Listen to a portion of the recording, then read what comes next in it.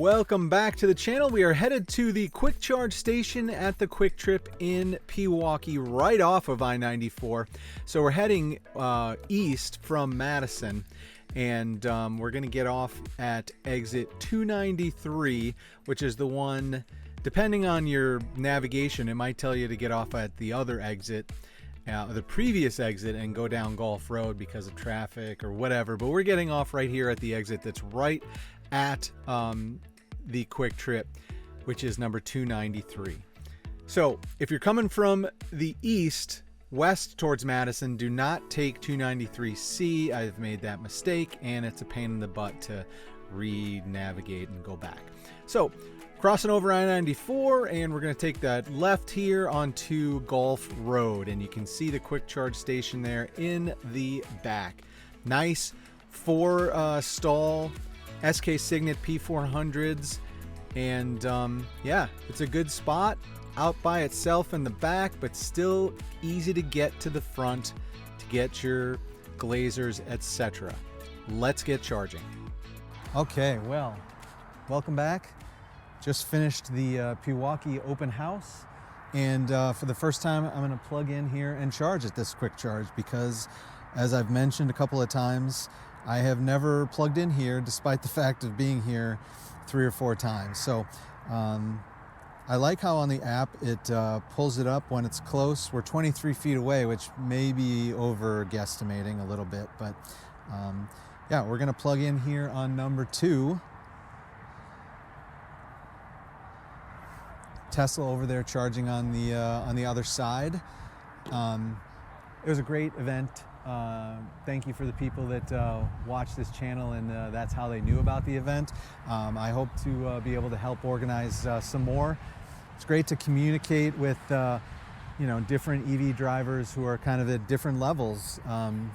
We had some adapters for you to check out. We talked about fast charging, slow charging, so it was just a great event for the EV community in the area, and Rivian had a couple of vehicles here, so it was very fun. So I will definitely do it again. So stay tuned. We'll get you all the knowledge you need. But first, we're going to charge here because we ain't making it home without a charge.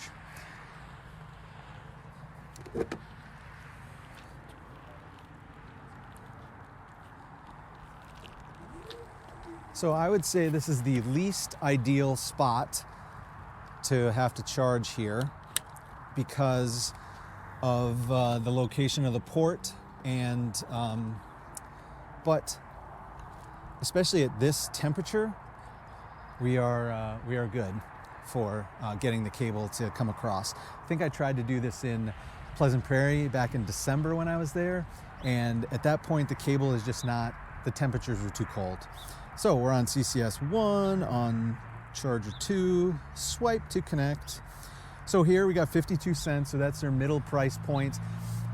Really it's their higher price point except for Mount Horeb, because everything else is either 52 or 45. So we are now charging according to the app. Got all sorts of cameras today to cover this momentous occasion. And here we go. This is actually pretty quiet.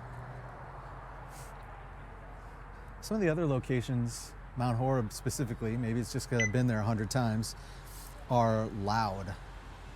But switchgear and stuff, it's whirring up, sure. And now we've got 2 cars charging. It's a little bit, pulling a little bit more.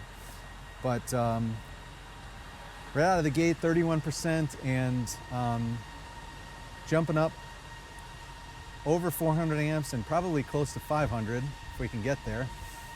So right away, let's just start there. Expected speed up over 150 and holding for a little bit, so that's a good thumbs up. And Nano cable, like I said, this probably isn't possible. So my wife is also in the car, and I didn't want to lock her in the car, so I could have parked a little bit closer. I kind of nosed in a little bit. So in the winter, this cable probably wouldn't make the trip all the way across my car to that side, and backing in or doing some other stuff would have been better. But today we just pulled in, and thanks to the 60-degree temperatures, it was very easy to get over there. Hey, one thing I have never noticed before is that these cables from Konect, SK Signet, and Kwik Charge, Sam Woo. I like your work, Sam. I always do try to find something new every time I come to a Kwik Charge because I've been here a lot. So anything different is an improvement. So 35%, still up over 123 for your update. Nano cable, thumbs up. I'm changing my mind a little bit on these cables. I feel like they're gonna weather better than I expect. Because when I first started using these, I wasn't sold that in a year, 2 years, that they were gonna maintain their easy reliability and usability. But I'm more of a believer now, and that just probably comes from experience of using them more. So amenities were here. This is a rather large Kwik Trip in Pewaukee. It's right off of I-94, as you saw on our way in. It's got the truck section over there, so it is a big space. Lots of stuff going on here today, and it never really felt like it was crowded or anything. So lots of space. So great. If you're going to be here for a while, there's some nice tables over there where you can sit and read and eat and whatever, hot food, etc. on the inside. And over here, it's kind of nice. We're like the third fueling station here at this location. So we've got the gas pumps in front, on the front side. The truck section is kind of off behind, and then the EV section is over here, kind of off by itself. So you're not going to have cars, you know, driving in and parking. This is kind of in the back, so that's actually kind of nice. So I'll add that to the amenity list. You know, clean bathrooms. So amenities, thumbs up. And minimal hassle. I am a big fan of the app. I think it just does the job, right? I don't have to worry about pulling my card out. I have the app already. So if you're not an app fan, we will do a quick reload, and I'll show you the tap to pay, just so you have seen it, because I don't do that a lot at the Kwik Charges, which I know a lot of people do. So we'll do that one right before we leave, and just so you know, you see the whole flow of it. So yeah, let's take a look around at the site.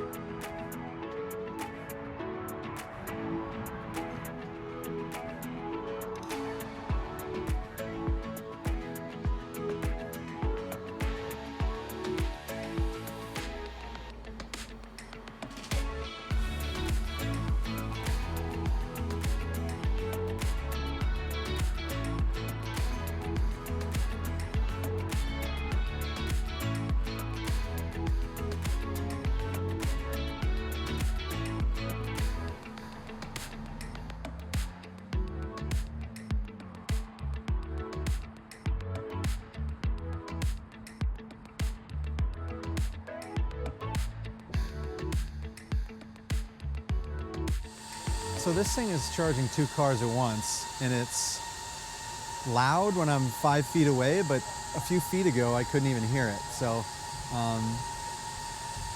that's not too bad.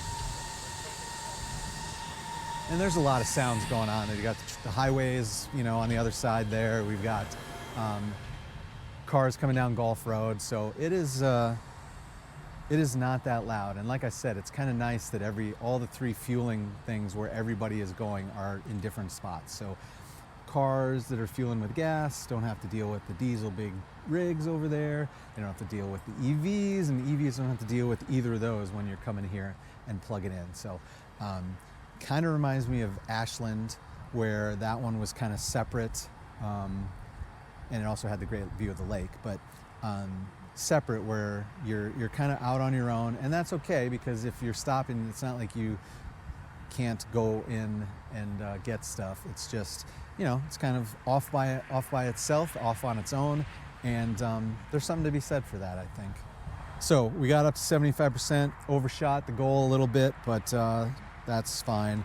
swiping to stop here, and as usual, it's the immediate quiet.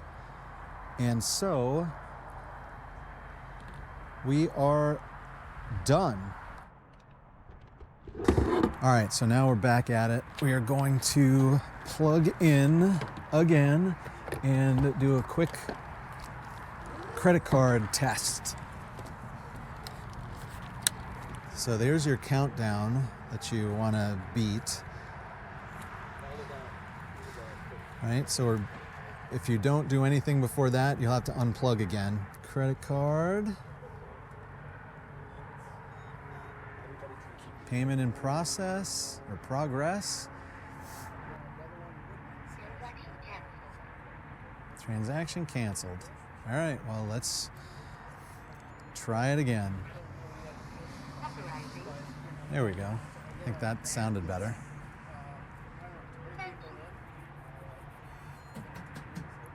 There we go. So we are credit card charging.